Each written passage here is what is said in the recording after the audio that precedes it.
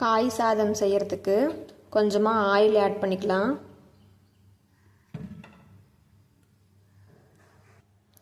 Oil சூடானதும் பட்டை, கிராம்பு, இந்த ஸ்பைசஸ் எல்லாமே இப்போது ஆனியன் சேர்த்துக்கலாம்.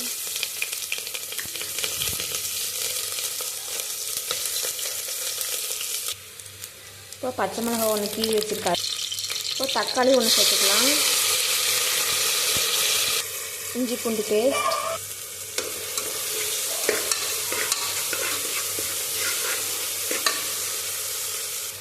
தேவையான அளவு உப்பு, மஞ்சள்தூள் சேர்த்துக்கலாம். மிளகாய்த்தூள் கொஞ்சமாக சேர்த்துக்கலாம். கிளறி விட்டுட்டு நல்லா கிளறி விட்டுக்கலாம். இந்த டைமில் காய் சேர்த்துக்கலாம்.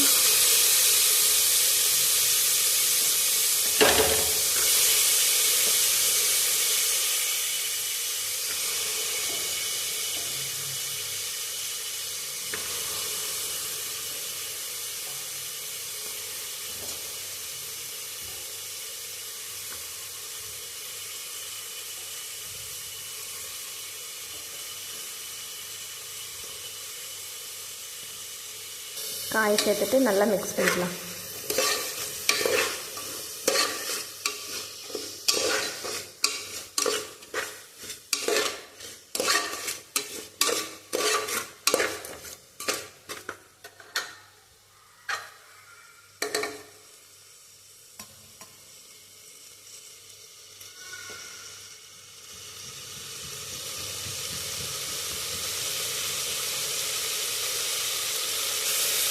இந்த டைமில் தண்ணி சேர்த்துக்கலாம்.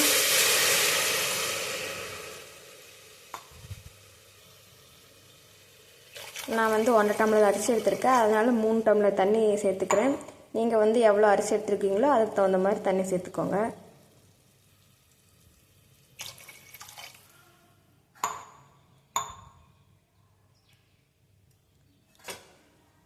இப்போ ஒரு கிளறி விட்டுட்டு வெயிட் பண்ணலாம், தண்ணி கொதிக்கிற வரைக்கும். இப்போ தண்ணி கொதிக்குது. இந்த டைமில் உப்பு காரம் செக் பண்ணிவிட்டு நம்ம அரிசியை சேர்த்துக்கலாம்.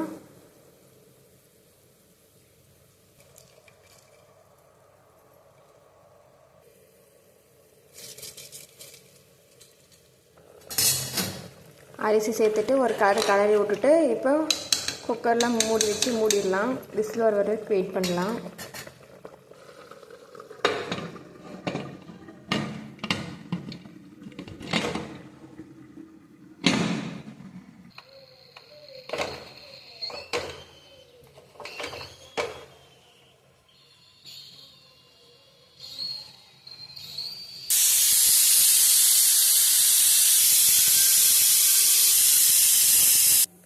ரெண்டு விசில் வந்துடுச்சு. இப்போ விசில் ரிலீஸ் ஆகிற வரைக்கும் வெயிட் பண்ணலாம். அடுப்பு ஆஃப் பண்ணிட்டு ஒரு 2 நிமிஷம் வெயிட் பண்ணி அதுக்கப்புறம் பார்க்கலாம் எப்படி இருக்குன்னு. குக்கர் ரிலீஸ் ஆயிடுச்சு. இப்போ ஓப்பன் பண்ணி பார்க்கலாம்.